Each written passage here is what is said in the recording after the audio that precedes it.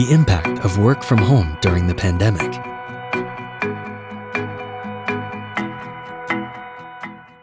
The Predictive People Analytics Initiative was set up to connect professionals and academics in the HR field interested in quantitative approaches, people analytics, to HR, to human resources.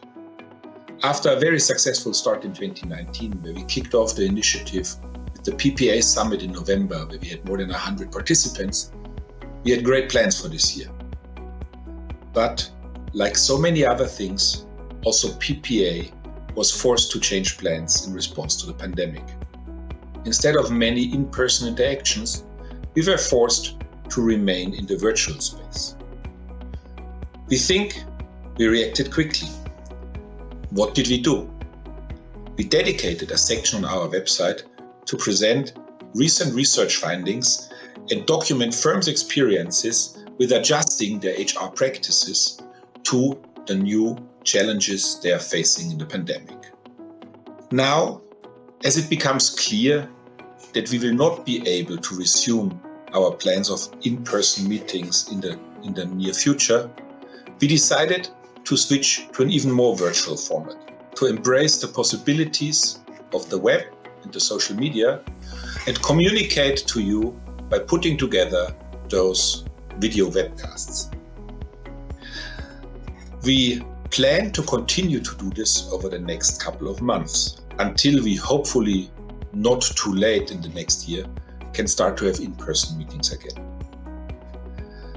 Those virtual formats offer us the possibility to quickly react to trends and to reach out to experts, both from academia and from the professional field, to cover formats, topics, challenges that are considered to be current and important. To identify those, we also count on you. Interact with us, engage with us, bring up topics on the website, in the forums, in the discussions, in order to allow us to tailor and target our virtual formats to your needs, interests, and wishes. I look forward to engage with you via those virtual formats and very much look forward to resume personal interactions in the next year. The topic of this first virtual exchange is the main challenge facing HR this year all over the world: working from home. Digitization and more flexible work arrangements have been on the minds of many for a long time, already before the pandemic. However, the share of employees working from home, even just 1 day or 2 per week, has remained low. The pandemic led to a massive push towards working from home, something that is new to many workers and teams. Despite the many benefits of working remotely, this also brought organizational challenges. Communication and coordination have become harder, and there are fewer opportunities to exchange knowledge and experiences. New arrangements have affected the organization of teams and the roles of managers. In line with our goal of bringing academic research and HR practice together, we'll next hear about scientific studies and experiences in business. First, Oliver Falck, who is economics professor and the director of the IFO Center for Industrial Organization and New Technologies, will present findings from a recent study on Germany's capacities to work from home, and will discuss how firms and employees adjusted to the pandemic. Then we'll turn to the business perspective from 2 large companies. Kopp from Microsoft and Thorsten Kühnel from Rheinmetall will reflect on how the pandemic has changed HR practices in their experience.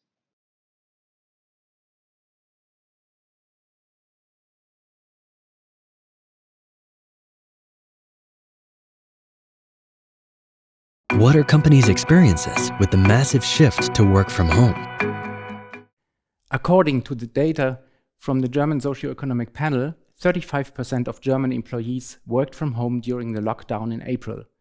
Compared to pre-corona levels, this is an increase by 10 percentage points at the extensive margin. The shift was certainly more pronounced at the intensive margin. That is, many employees shifted from occasionally to fully working from home. With many tasks not being suited for remote work and many pandemic-related distractions, such as kids at home, it is astonishing that firms have rather positive views on the productivity of their remotely working employees. In an IFO survey among managers, only 37% stated that productivity decreased in this episode, while the rest stated that productivity at least did not change or even increased. What do we know about the productivity effects of work from home prior to the pandemic? In general, we know very little about the productivity effects of working from home. Those studies that convincingly show positive productivity effects study very specific settings, such as call centers, where working from home is especially feasible.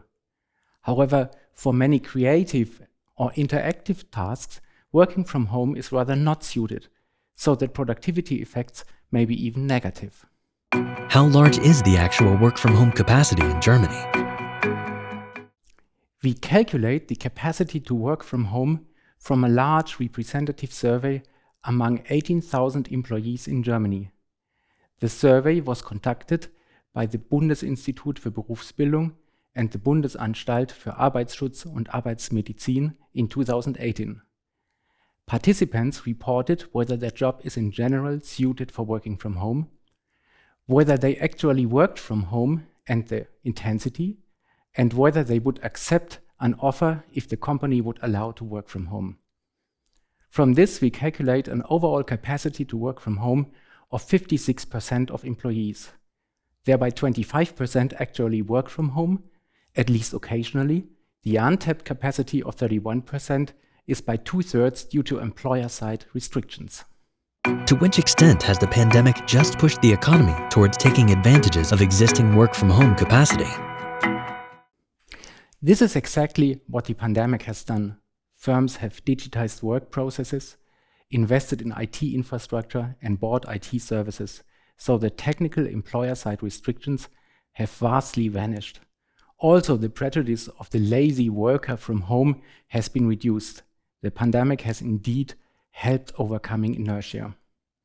Whose jobs and which tasks are suitable for work from home?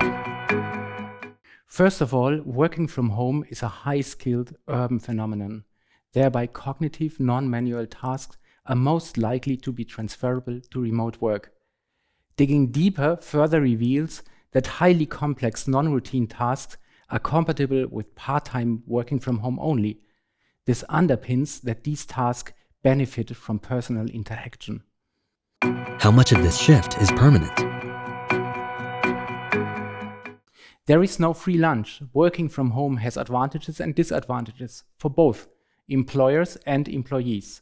While reduced commuting time and reduced rents for office buildings are on the advantage side, disadvantages might stem from a lack of personal interaction, a lack of control, or a lack of identification with the firm. Thus, it is most likely that hybrid, part-time models will persist in the future.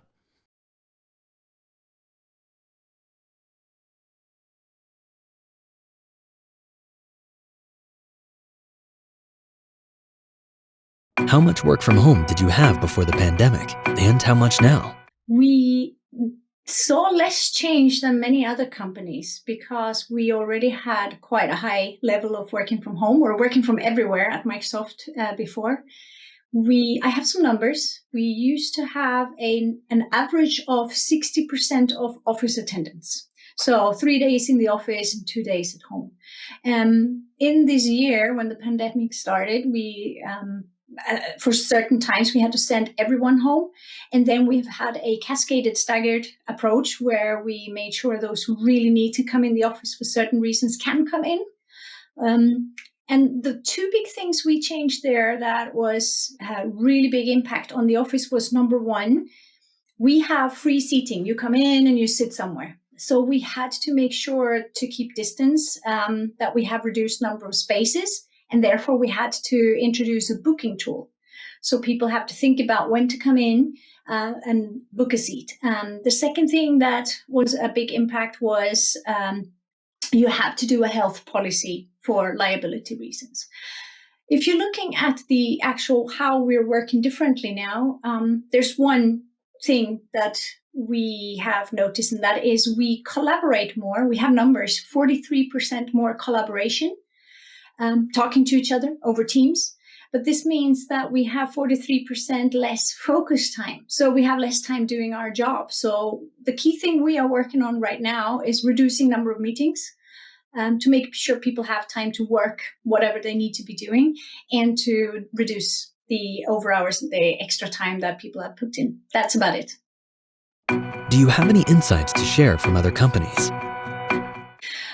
Some very high-level statistics are we had an increase in Teams usage when the pandemic started this spring, and it hasn't really reduced that much since then. We went up 900%, not just internally, but with our customers. And I have spoken to many customers, about 2 or 3 a week, to explain how we did it and how we work. And this has been the key thing that people are asking for. How do you really do it? How do you collaborate? How do you structure the day? And the challenge has really been for those customers who are not fully in the cloud yet. For example, as you just said, OneDrive.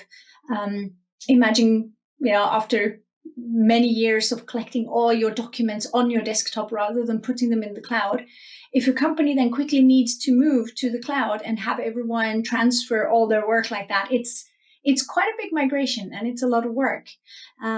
Many customers, specifically public sector, said if we haven't done it yet, this is the time to do it. Because there was a big need. You had to remain efficient. So we are seeing massive activities from customers and coming to us and asking for help how to do it. And it's more of a cultural thing, rethinking how you do things rather than technological, interestingly enough. So we talk less about technology and more about the culture and culture change, and learning and skilling and how to do that in a digital way. How have working hours changed? The question is very interesting because it's yes and no. They haven't changed, but they have changed. We always worked a lot. So we've had activities always to make sure we reduce and limit the work hours to what they should be as per contract. And now, with the distribution being different and people being much more at their PC without these micro breaks, going for a coffee or moving away a bit. One of the things that we are encouraging our employees to do is to set this time aside. For example, commuting in your car. Commuting is a nice time to listen to audiobooks, thinking about the workday when you're going into work, but also when you're going home, you have this kind of breather where you think about what happened, what you're going to do tomorrow, and then you can switch off and be with your family. And people don't have this anymore. So we are encouraging our employees to limit hours, put blockers in for sport, for family. Make sure if you're at home and you're homeschooling your kids, you need to take that lunch break and tell others that, no, I have lunch break with my kids.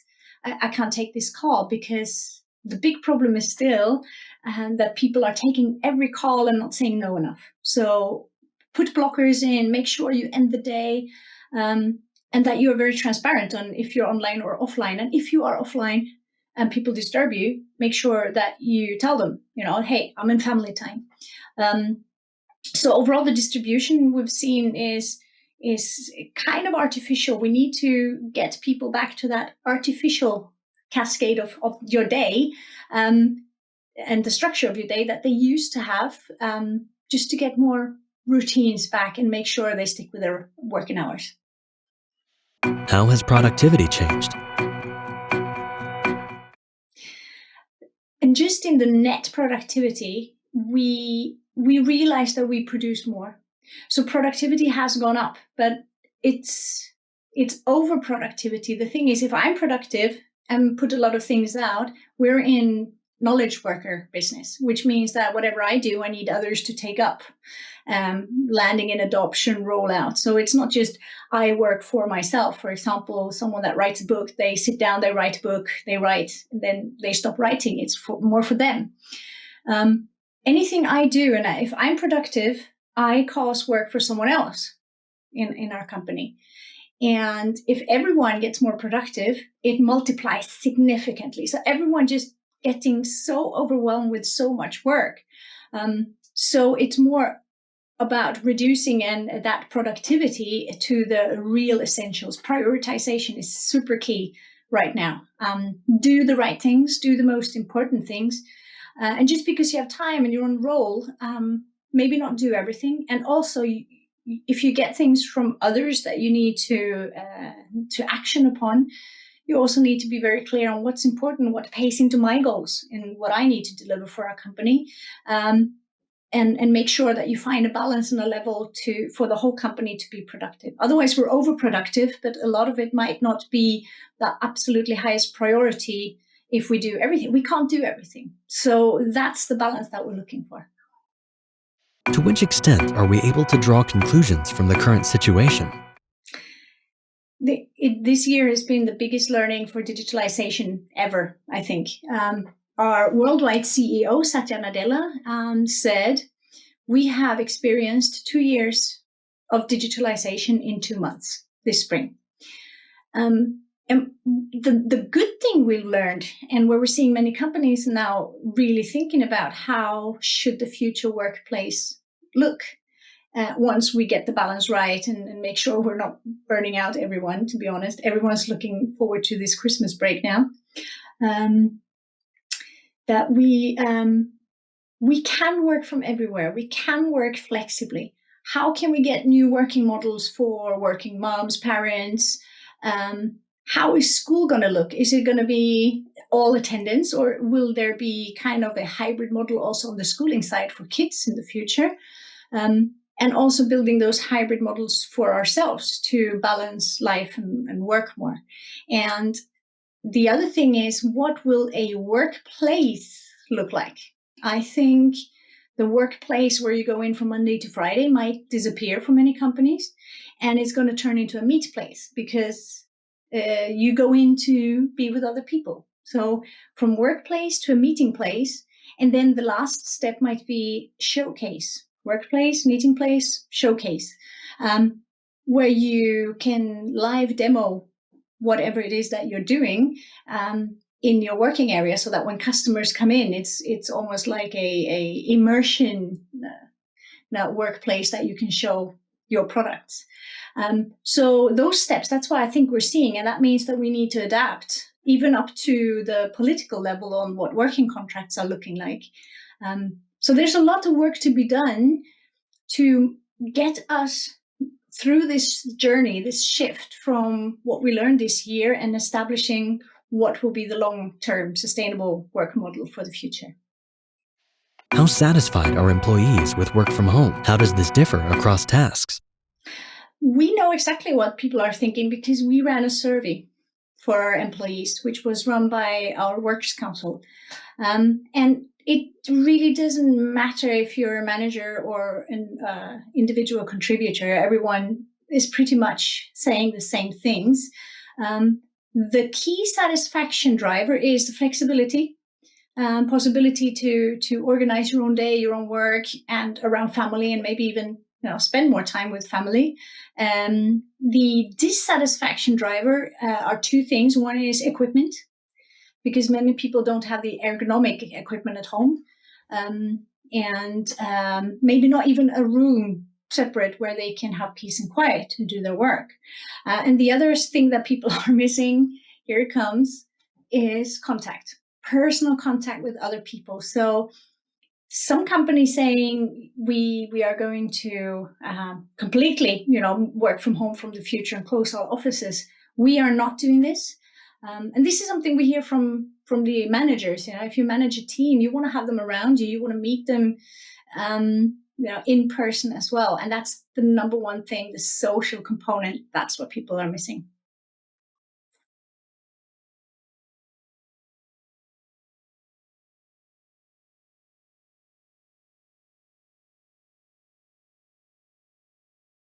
How did work change due to increased remote work? The work that has to be done did not really change. So the work is more or less the same as before, but the way we look at that work has changed. So today we have to differentiate which work is location bound and which work can be done location independent. And the next question, of course, is which parts of the work we can transfer from a location-bound status to a location-independent status, so that this work can be done from home or from any other place. Do you see notable effects in terms of productivity due to increased remote work? Yeah, that question is not to answer that easy, especially not in general.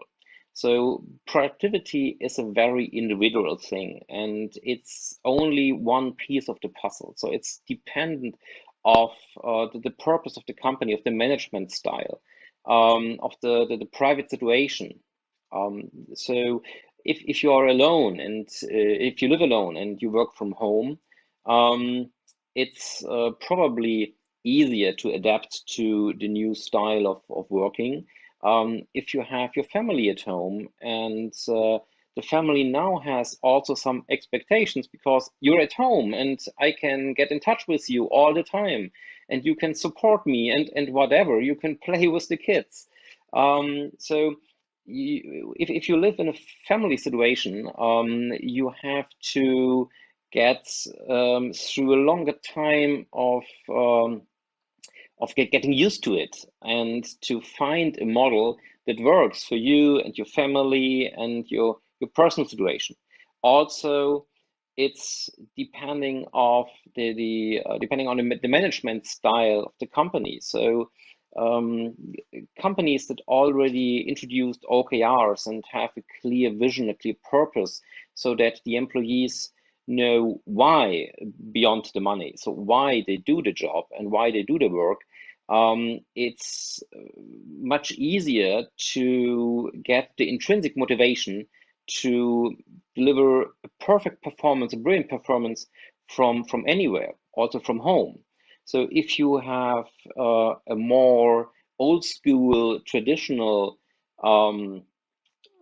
management style in the company, it's probably a little bit harder for both sides, for the employer, but also for the employee to connect to each other and to find a way to deliver the same or a better performance.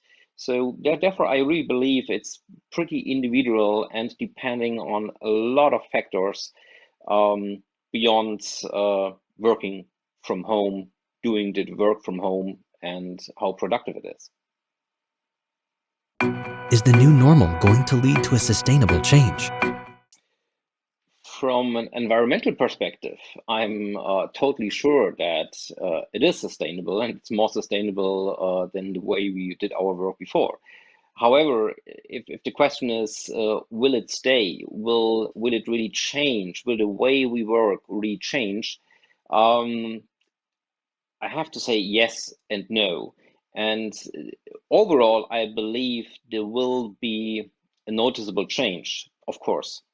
But again, it's depending on a lot of factors. It's depending on the company itself, and it's depending on the company culture. So every company has another culture, another cultural model, and there are company cultures that make it pretty easy to adopt the new style of work, and there are company cultures where it's harder and takes longer time. So yes, I believe there will be a sustainable change in the way we work today, but some companies will adopt pretty fast, and there are other companies that will take their time because you already see today that the moment the lockdown is over, there is a call back to the office in some companies because the expectation is only people that I can see really work.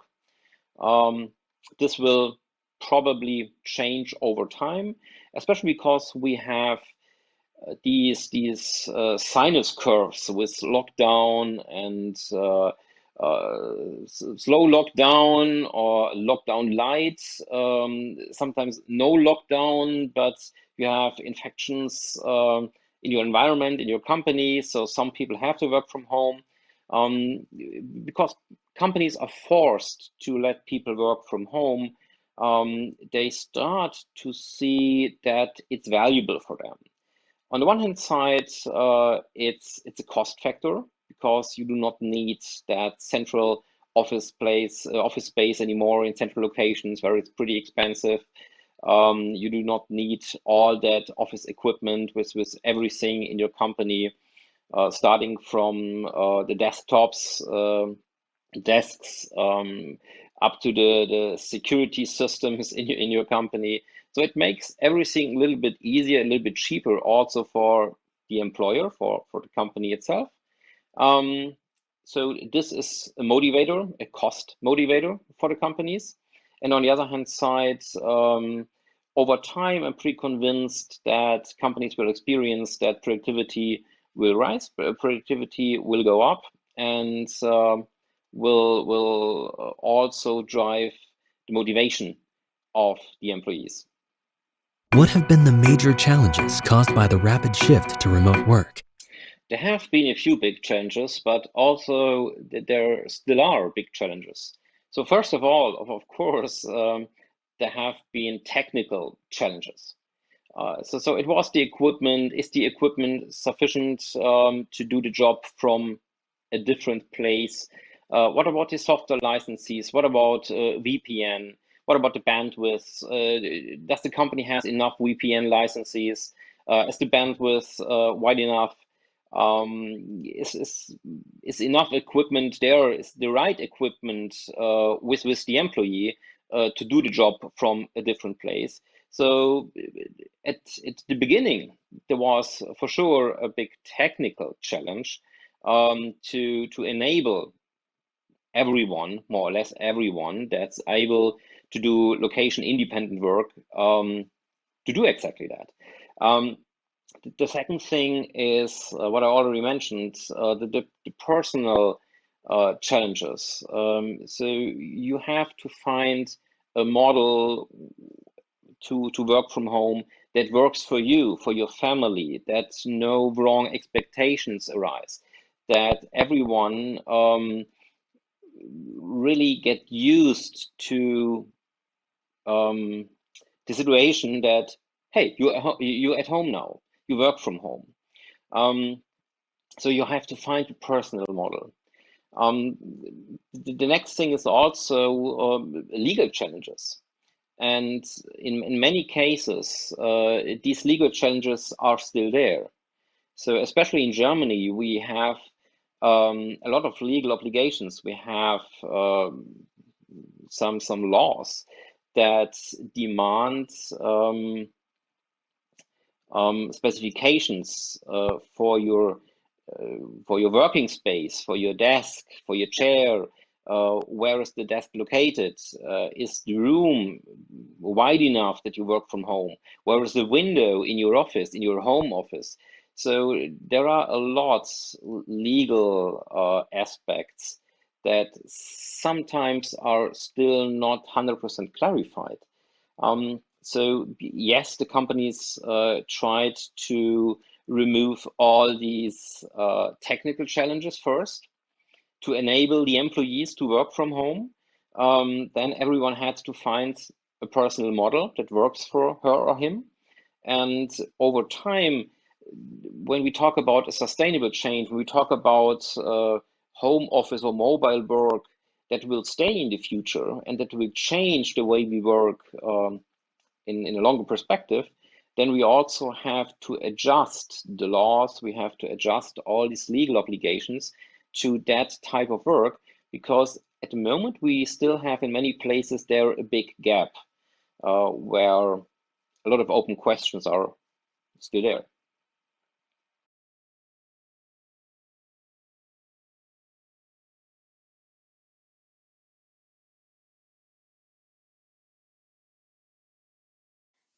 The year of 2020 turned out to be a challenging one.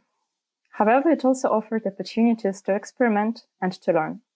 While many companies and employees have experienced new working arrangements this year, what about the medium and long-run implications? There are many open questions. For example, which of the new practices will turn out to be only a temporary solution, and which ones will stay?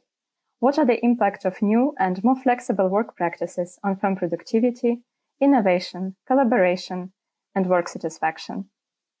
Next year, we will continue to bring together recent research in personnel and organizational economics and firm experiences.